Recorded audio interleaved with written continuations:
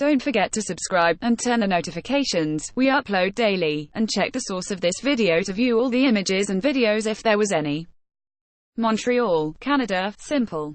That's how Mohamed Ould Attai describes the food of his native Mauritania.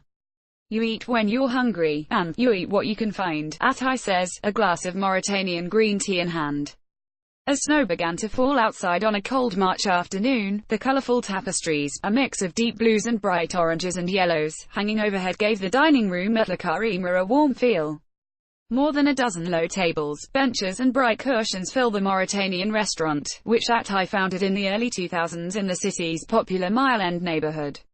The eatery takes its name from the tents used by nomadic tribes in Mauritania, a vast and desertic country that touches both West and North Africa, and blends traditions from both regions. Le Carême is the only Mauritanian restaurant outside the country.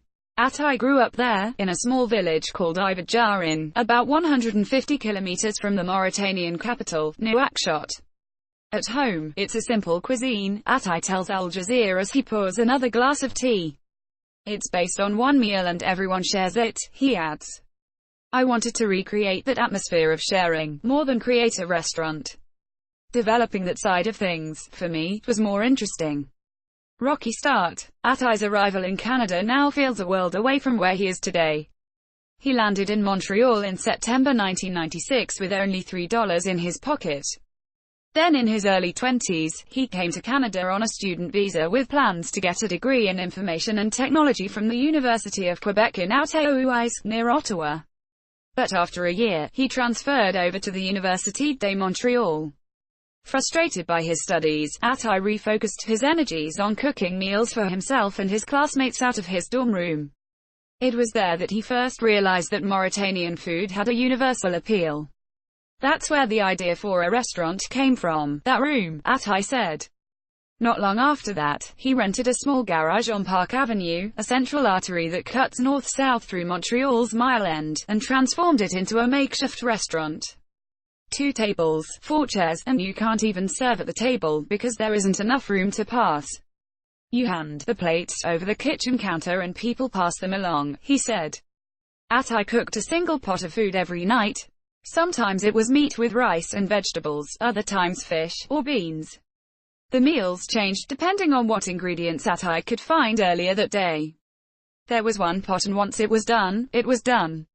You have to wait for tomorrow. It's really like you're in Mauritania, like the popular restaurant in Mauritania where you have a single dish, Attai said. Whether you would eat on any given night, he added, really depended on you and your luck.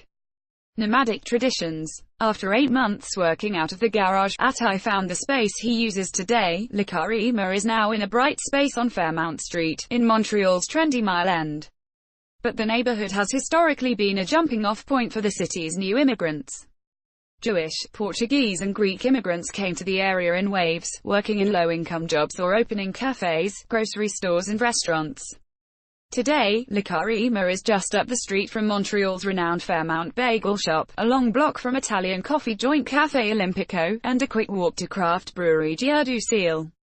You'll find a lot of people that think this place responds to their values, Attai says, about how people have responded to the restaurant. It's their spot. Most of the patrons share a large platter, couscous, a rice and 3 choices of meat-based or vegetarian dishes.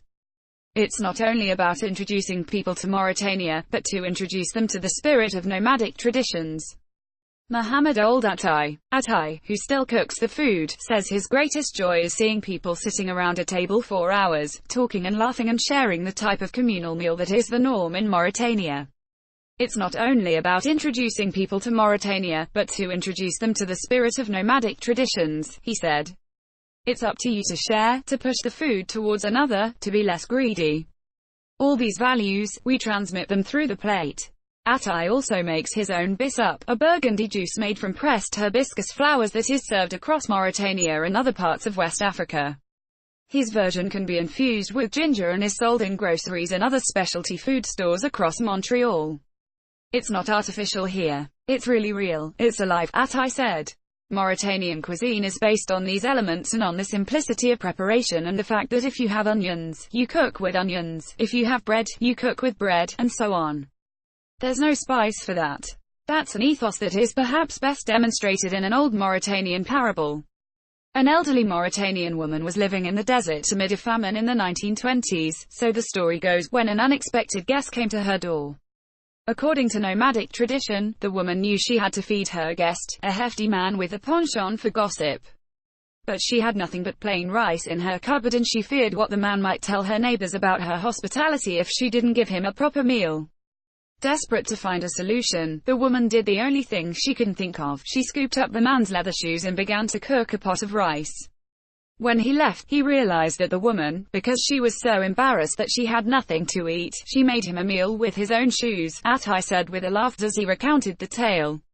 It became an expression to say when you prepare food for someone, the issue isn't finding the best flavor, it's the energy that you put into it, the baraka, spirit of God, that you put into it, he said. There's no spice for that. Quote,